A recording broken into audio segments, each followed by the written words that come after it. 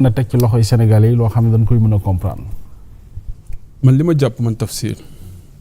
mooy que loi bi warul woon am bañ koy interpréter tey parce que bu ñu waxantee dëgg rek bëgg naa jàmm bëgg naa dal mais nit doo ko baal te xamoon kan moo tooñ c'est bala nga baale da ngay xam ki tooñ parce que ki tooñ dañ koy juger mais ku ñu jugé wul ay nit dee ci loo xamante ni teguwul ci dara lu dul mbiru politique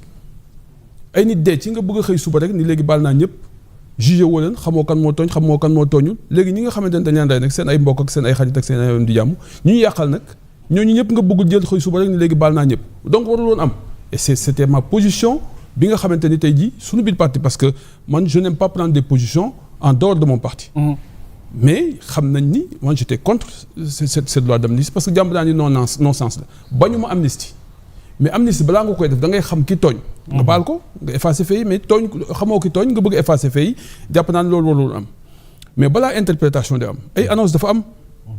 c'est-à-dire que ñoom l'actuel régime ñoom dañu annoncé à plusieurs reprises avant même qu'ils n'arrivent au pouvoir que su ñu gagné dañuy ñëwaat ci loi d'amnistie élection yi passé moo ci mujj législative yi que dañu koy dindi dégg nañ fi abrogé dégg nañ fi retiré dégg nañ fi amnistie dégg nañ fi comment dire abrogation partielle dégg nañ fi rapporté le premier ministre moo ñu ko wax bi mu ñëw Assemblée nationale après il s'est rendu compte que loolu ça c'est inapproprié parce que ministre de la justice moo ko wax mu ñëw ni c'est inapproprié mais loo ci mën di dégg reniement am na et reniement li ko indi mooy li ma encore une fois réalité pouvoir dafay ñëw tey gis nga ni yaa ngi ak doole ji yaa ngi ak pouvoir bi war nga mën a interpréter def lu la neex ak li nga jàpp ni moom moo baax ci yow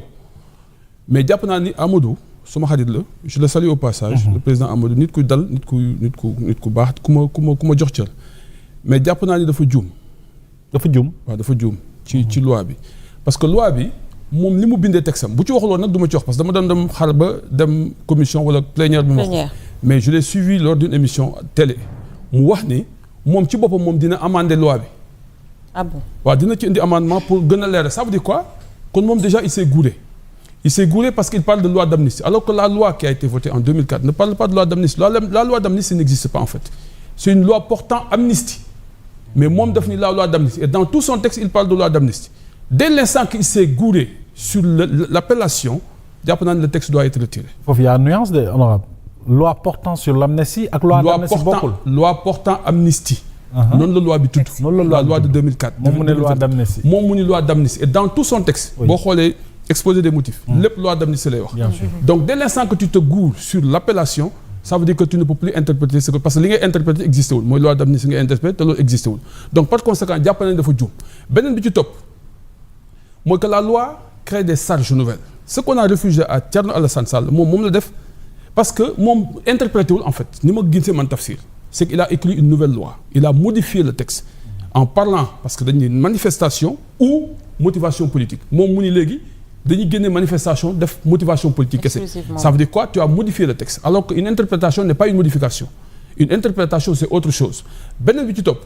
mooy ñëw na ñu ni la loi ne préjudice pas les tiers moom mu ñëw ni léegi dañuy indi indemnisation ça veut dire quoi il crée de nouvelles charges parce que quand tu parles d'indemnisation ça veut dire quoi décision de justice am na war nañ mën a indemniser et ça c'est des charges nouvelles donc une loi qui crée des charges nouvelles jàpp naa ne bu fekkee ni moom li ñu refusé Thierno Alassane Sall moom lañ ko war a refuser par conséquent juumloo na bureau assemblée juumloo na conférence des présidents juumloo na président Diomaye jàpp naa ni aujourd'hui ce qu'on doit faire mooy retirer la loi parce que jiixi jaax sax am na ci seen biir ñoom dégg naa Guy mon collègue Guy je le salue au passage nee na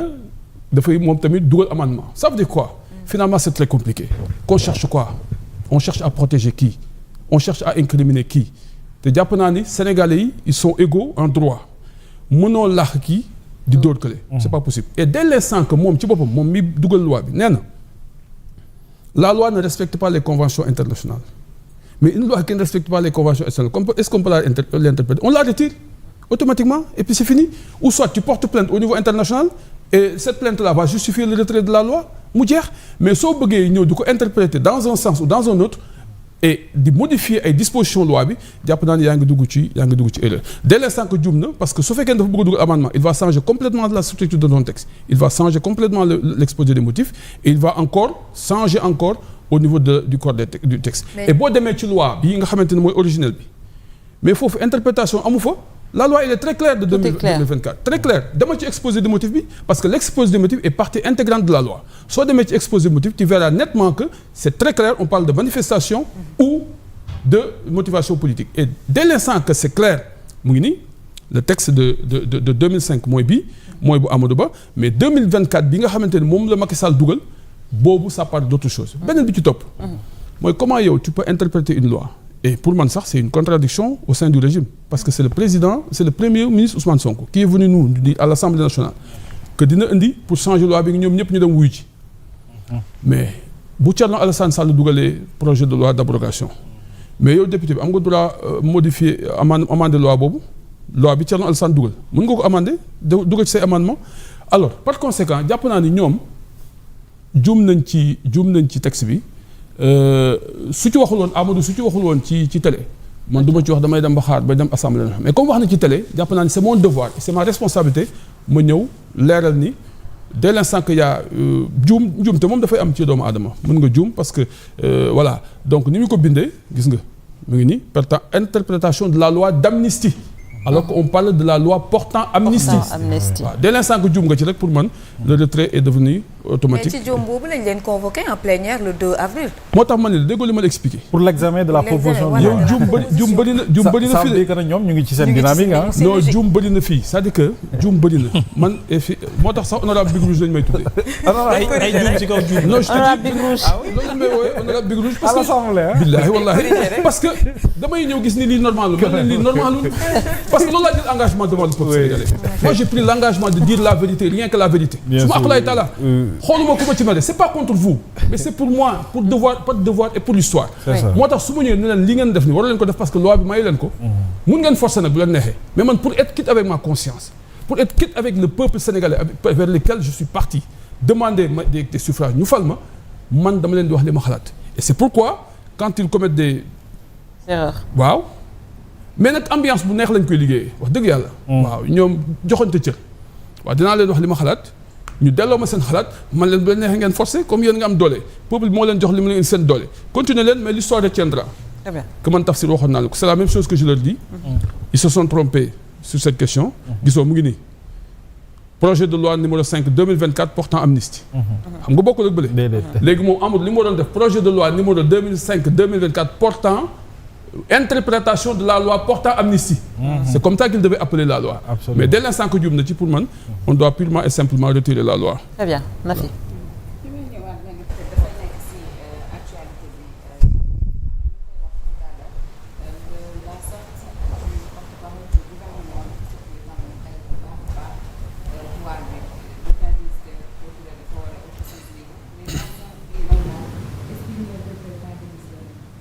Nafi. jëlal micro Aïcha Thiam nga posé waat sa question apparemment da nga fay micro bi. Alors je disais Néné que sur la toile tey sorti porte-parole du gouvernement bi dafa alimenter énormément de discussions Ahmed mi ngi ko doon wax tout à l'heure pour moins que ça le journaliste Adama Gaye jotoon na ab convocation ñenn ñi jàpp ni xëy na procureur dafa war a autosaisir par rapport à ça mais d'autres pensent qu'il doit vraiment démissionner. Bon man de toutes les façons du ma wax ni la démissionner wala du démissionner parce que composite moom xam naa ko bu baax nit ku ma jox cër la moom maa ngi koy nuyu au passage mais jàpp naa ni waxee na passion te gis nga passion lu doy waar la ci doomu aadama gis nga yàlla bi mu bëggee dimbali yonent yàlla Daawuda daf ne ko def naa la xalifa fil ardi waaye wala tatabihul hawa fa yudilluka an sabilillahi bul topp passion parce que dina la sànq passion mën na waxloo nit ba mu waxloo ko lu ëpp man jàpp naa ni sare bi ma xam lii mu wax ni waxu ko pour yàq passion mën na ko waxeeloo et boo xoolee sax texte bi mu def wane na ni moom li mu bëggoon wax dëgg waxu ko mais loo ci mën di dégg la mort de Moustapha Ba maa ngi koy ñaanal suñu borom yàlla na ko xare aljana nit ku baax la Moustapha Ba surtout Maba Jaxu la nit ku baax la ku taxaw Sénégal la ku liggéey pour Sénégal xam nga mu génn àdduna ñu naan dañ ko rey loolu